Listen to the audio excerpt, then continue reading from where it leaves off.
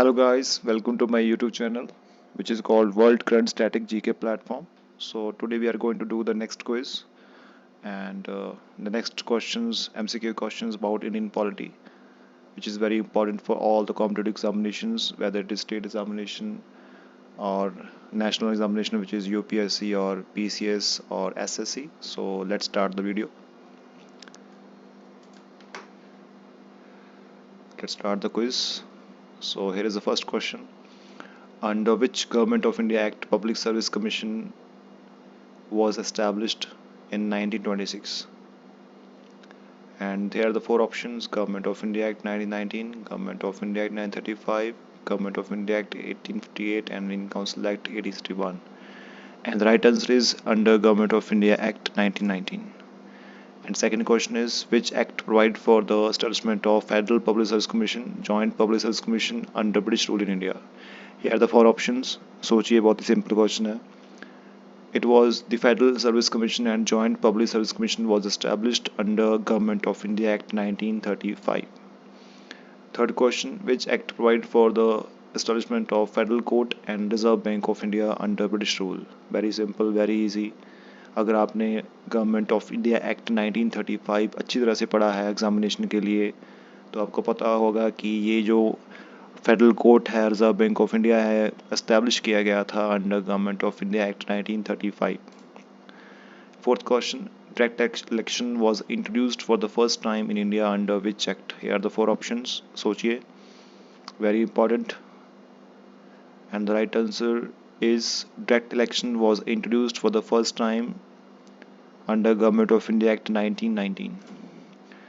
Fifth question, Governor was given the power to use his discretion in a few matters in which act? Here are the four options. And the right answer is the Governor was given the power to use his discretion in few matters under Government of India Act 1935. So ये जो acts हैं, especially दो acts हैं under Government of India Act 1919 and Government of India Act 1935, they are really important. So please, अगर आपने इनको अच्छी तरह से नहीं पढ़ा, प्लीज़ बार बार रिवाइज कीजिए, पता कीजिए कौन सी प्रोविजन इनमें इंट्रोड्यूस की गई थी. Six question, a bill seeking to create a new state or change the boundary of existing state can be introduced in which house of the parliament? Here are the four options. And it's very basic question but very important question regarding our working of our constitution, working of our parliament.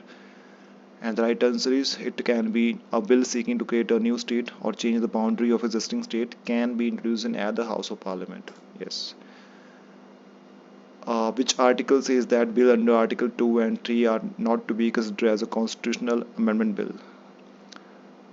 So कौन सा ऐसा article है जो ये कहता है कि article 2 and 3 हम कॉन्स्टिट्यूशनल अमेंडमेंट नहीं कह सकते अगर कोई बिल पास होता है?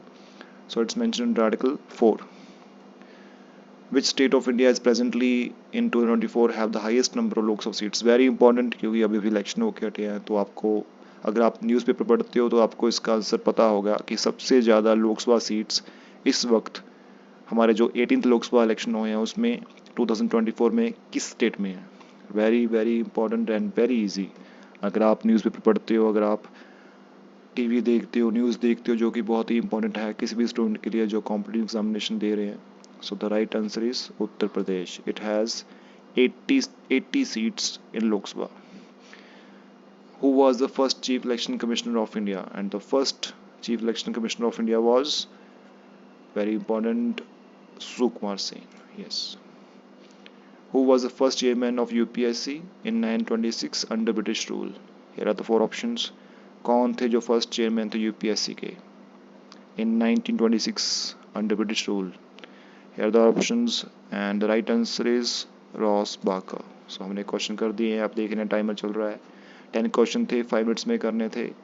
And now let's know about our scores. हमने कौन से सही किए हैं, कौन से गलत किए हैं. Let's click on finish. Here is your answer. Okay, अगर आप कोई भी क्वेश्चन आपको डाउट है, अगर आप उसका आंसर देखना चाहते हैं, आप फिनिश पे क्लिक करोगे तो आपके सही गलत आ जाएंगे और उसके साथ एक्सप्लेनेशन भी आ जाएगी. जैसे कि आपको ये बताया गया है कि इस जो पब्लिक सर्विस कमीशन है एस्टैब्लिश किया गया था इन 1926 under Government of India act 1919. Second question ऐसे एक्सप्लेन किया गया है कि फेडरल पब्लिक सर्विस कमीशन और joint public service commission establish किया गया था under Government of India act 1935। And third also कौन सी प्रोविजन इंट्रोड्यूस की गई थी, federal court NRB under Government of India act, ये आंसर है, एक्सप्लेनेशन दी गई है। और टैक्ट इलेक्शन इंट्रोड्यूस किया गया था under Government of India act 1919। Here is the explanation, so let's read it. Lord Chelmsford, Viceroy of India, and Samuel Monteiro, which was the Secretary of India at that time, prepared a report to introduce self-governing institution in India. So it was known as Government of India Act 1919. Under this act, for the first time, direct election was introduced in India. And fifth question, Governor was given power to use his discretion under which act? Under Government of India Act 1935. A bill seeking to create a new state or a change the boundary of the existing state can be introduced in which House of Parliament? So very easy. It can be introduced in the House of Parliament, but here is the extra bit. That is, it can be introduced in the House of Parliament, but only with the prior permission of the President of India. Very important for the examination point of view. So next question is, which article says that bill under Article 2 and 3 are not to be considered as a constitutional amendment bill? It's Article 4. So let's read the explanation. Under Article 4, the bill under Article 2 and 3 are not to be considered as a constitutional amendment bill. So Article 2 क्या कहता है? Article 2 empower the Parliament of India to admit into India or area or establish a new state. And Article 3 empower the Parliament to form a new state, increasing the area of state and change the boundary of state. So इन दोनों articles को ध्यान से पढ़िए, इसमें difference है। Article 2 empower करता है parliament को, अगर हमने कोई जो इलाका है हमारे अंडर आ गया है तो पार्लियामेंट वहाँ पे पावर है पार्लियामेंट के पास कि उसे इस्टेब्लिश कर सकता है, उसे एडमिट कर सकता है हमारे देश के अंदर law wise. And article 3 empower करता है हमारे पार्लियामेंट को कि जो हमारा एग्जिस्टिंग एरिया है उसके अंदर कोई नई स्टेट बनानी है, किसी एरिया का इंक्रीज करना है, किसी स्टेट का एरिया इंक्रीज करना है, जहाँ बाउंड्री चेंज करनी है, वो आर्टिकल 3 एम्पावर करता है पार्लियामेंट को। एंड 8 आपको पता ही है कि 2024 में जो इलेक्शन हुए हैं, प्रेजेंटली बात कर रहे हैं, सबसे ज़्यादा लोकसभा सीट्स कहाँ किसकी हैं? उत्तर प्रदेश की।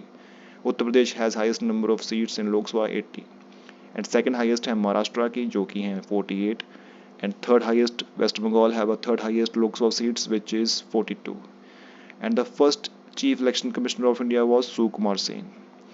And who was the first chairperson of UPSC in 1926? It was Ross Barker.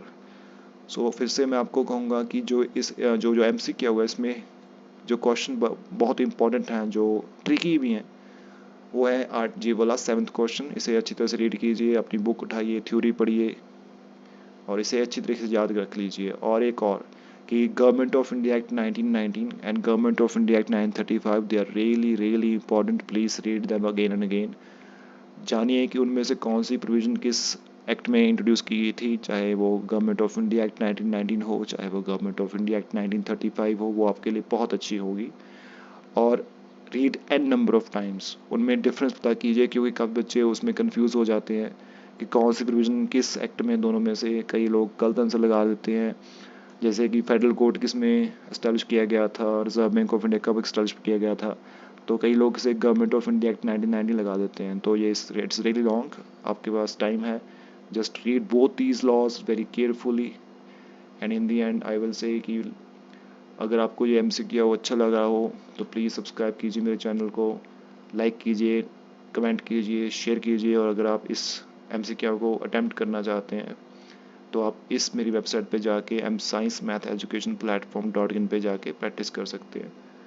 And okay, thank you, we will meet in next video.